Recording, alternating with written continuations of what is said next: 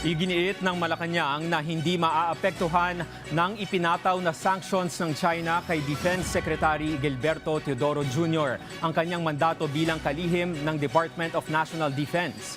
Ayon kay PCO Undersecretary at Palace Press Officer Claire Castro, ginagampanan lamang ni Teodoro ang kanyang tungkulin alinsunod sa batas, konstitusyon at mga polisiya ng administrasyon. Sinabi rin ni Castro na may sariling batas at polisiya ang China, gayon din ang Pilipinas, at hindi mapipigilan ng naturang hakbang ang pamahalaan sa pagtatanggol sa soberanya at pambansang interes ng bansa.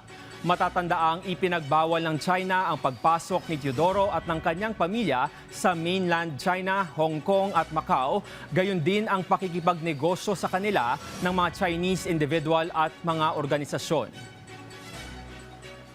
Ang China ay may sariling batas, may sarili silang polisiya. Gayon din naman po ang Pilipinas. Si Secretary Gibo bilang Defense Secretary ay gumaganap lang sa kanyang tungkulin, sa kanyang mandato, na naaayon sa batas, naaayon sa konstitusyon at naaayon sa polisiya ng administrasyon.